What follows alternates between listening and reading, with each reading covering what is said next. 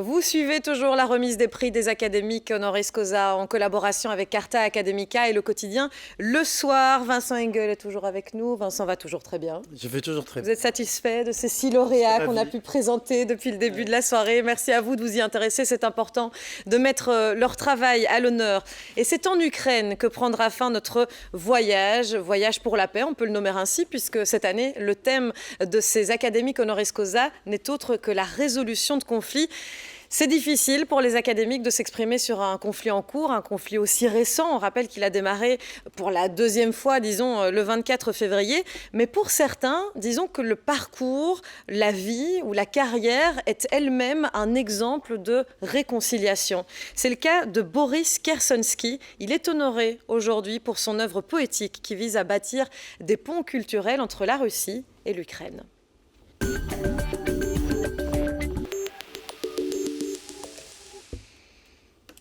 Un profil qui, à mon avis, plaît beaucoup à Vincent et à son amour pour la littérature, pour la poésie. Et c'est magnifique de clôturer cette émission, cette remise des prix, avec un profil comme est celui de Boris Kersonsky, puisqu'on va parler poésie et littérature. Mais donc c'est aussi un académique, puisque les lauréats des académiques honoris causa doivent être des académiques, mais on peut être académique et poète, académique et romancier. On l'a vu un peu avec Philippe Sands tout à l'heure.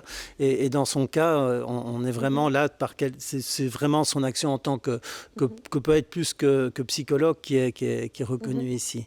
Et on va d'abord découvrir un reportage qui nous permettra de comprendre à quel point c'est important finalement d'être très très préoccupé par ces liens et de les maintenir entre notamment la Russie et l'Ukraine.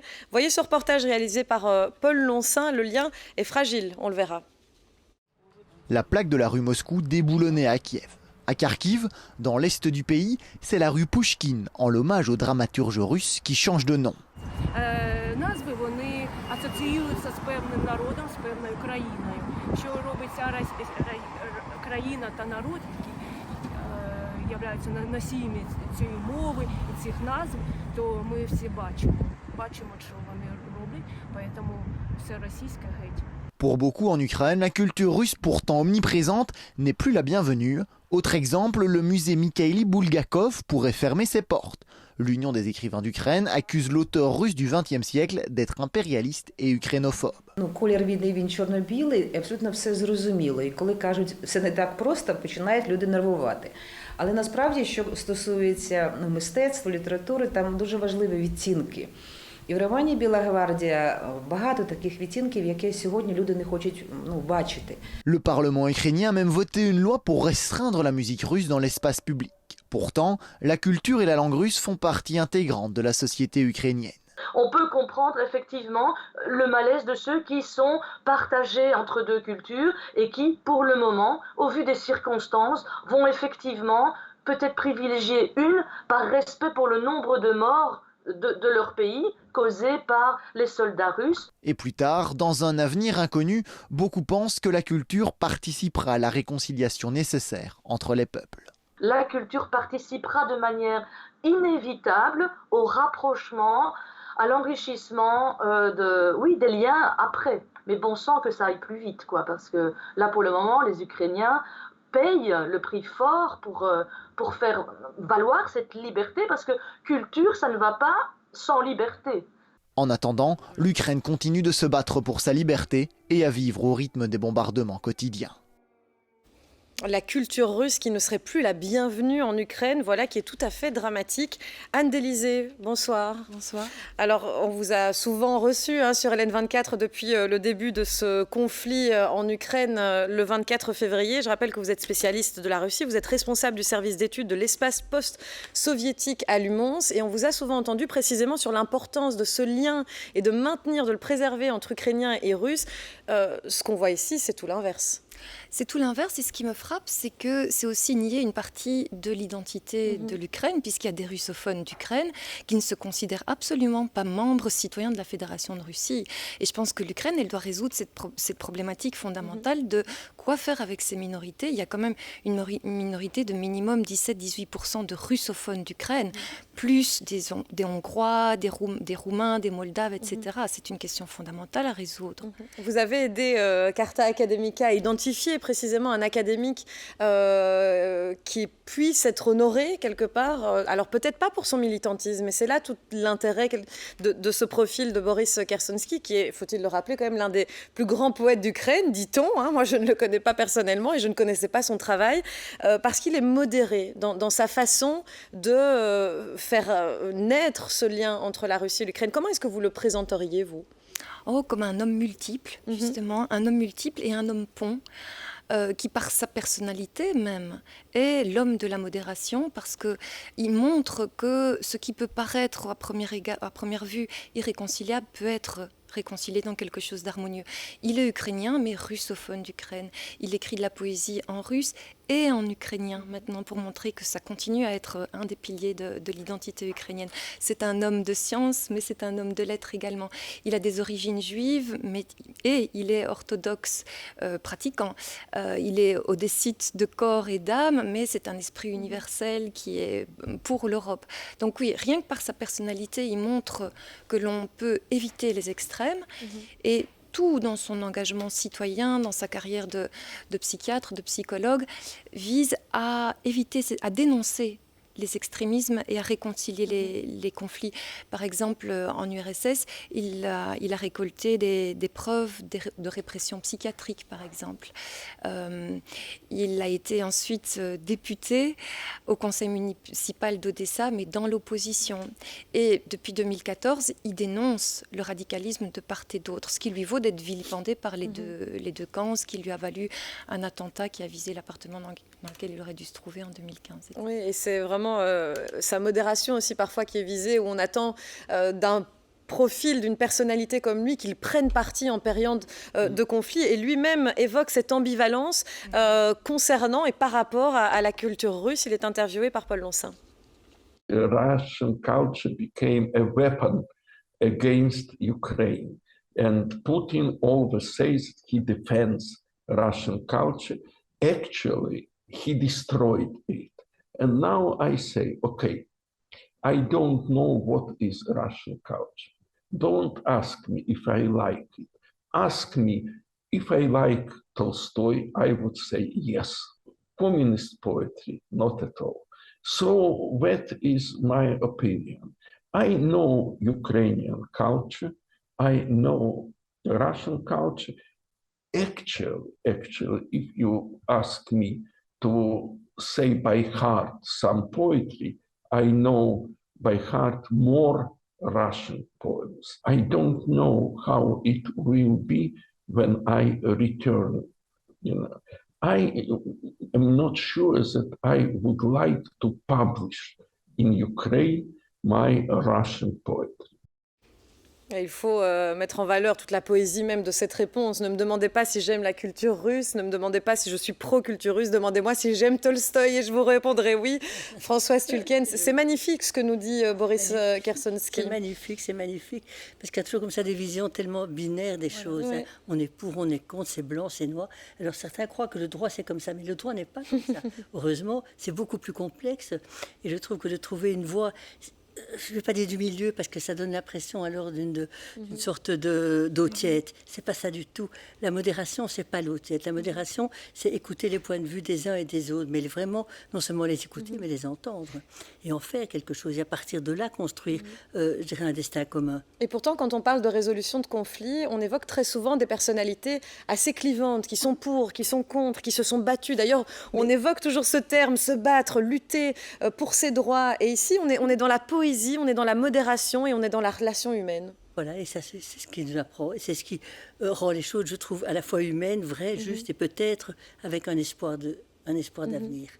Anne Delizé, la culture a-t-elle un rôle dans le conflit que l'on connaît aujourd'hui, le conflit qui sépare l'Ukraine et la Russie? C'est un instrument de paix à côté du juridique, du judiciaire, bien sûr. C'est un instrument de paix parce que la culture, elle a beaucoup d'effets, mais elle a surtout l'effet d'émouvoir, donc de mettre en mouvement, de pouvoir faire émerger des pensées, refaire circuler un certain éveil des consciences, circuler des pensées, mais aussi des valeurs, des comportements, et puis aussi de faire émerger des émotions pour pouvoir identifier ses émotions à soi, les émotions de l'autre, et ça, c'est le premier pas vers le dialogue.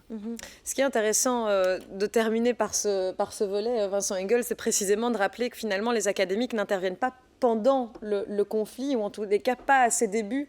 On aimerait ouvrir ici, on en parlait avec Anne-Élysée en préparant, ouvrir peut-être une question qui serait « qu'étudiera-t-on après ce conflit ou pendant ce conflit dans quelques années, qu'étudieront les académiques? Qu'est-ce qui vous semble, vous, interpellant dans ce conflit ukrainien, qui sera peut-être l'objet d'une thèse?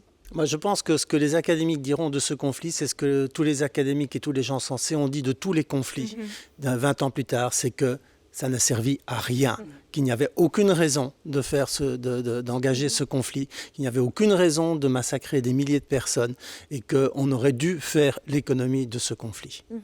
Les identités sont au cœur des conflits. Anne-Élysée, ici on étudiera probablement qu'est-ce que l'identité ukrainienne qu'on a eu tellement de mal à définir à la fois en 2014 et encore aujourd'hui en 2022. Qu'étudiera-t-on de cette identité? Est-ce qu'elle sera plus nette après ce conflit d'après vous? L'identité ukrainienne est en marche, est en construction depuis certainement le 9e siècle. Oui, ça, c'est pas neuf du tout. Mais effectivement, le conflit va sans doute cristalliser cette identité d'État-nation. Et donc, ça sera, et c'est déjà maintenant très intéressant de voir quels sont les narratifs qui construisent cette identité, comment on peut se sentir ukrainien dans un État qui, je le rappelle, est multiethnique, multiculturel, avec des orthodoxes qui relèvent du patriarcat de Moscou, de Kiev, des gréco-catholiques. Donc, dans cette diversité, qu'est-ce qui fonde ce qui est profondément ukrainien?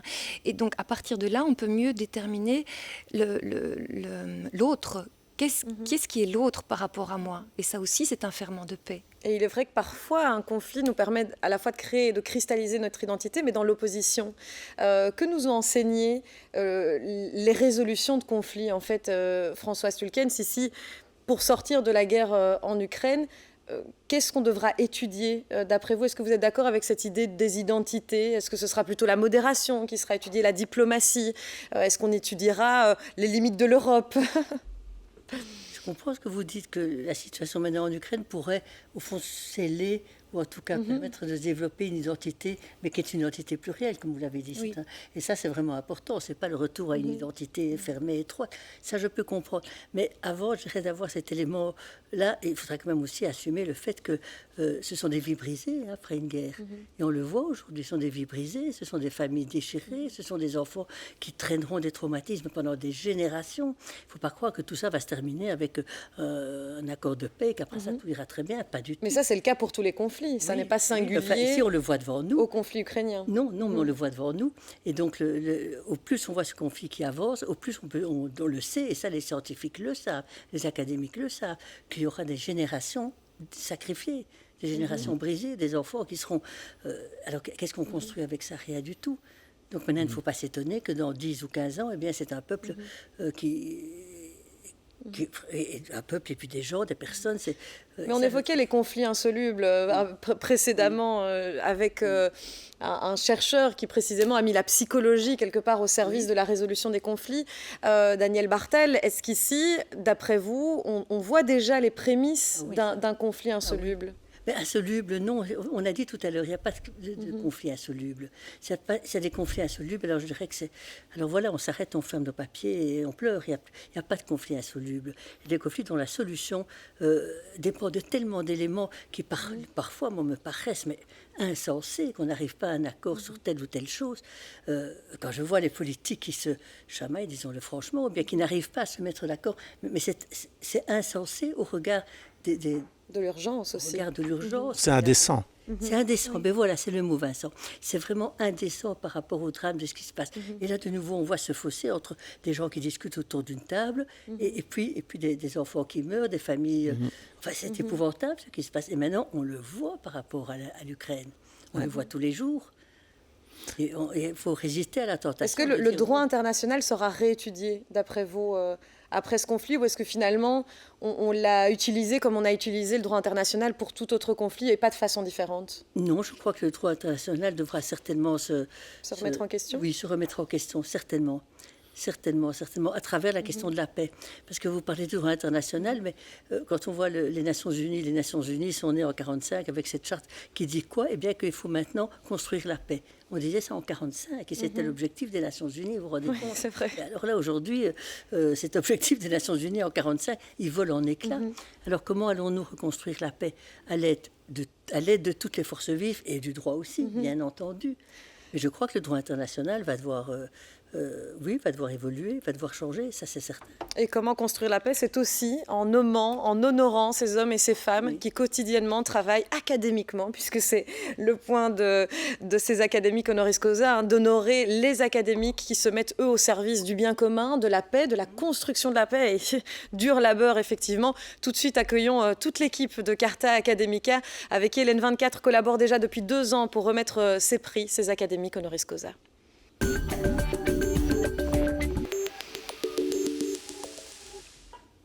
Vous l'avez compris, notre voyage vers la paix tire déjà à sa fin. C'est beau de le dire comme ça, Vincent, non?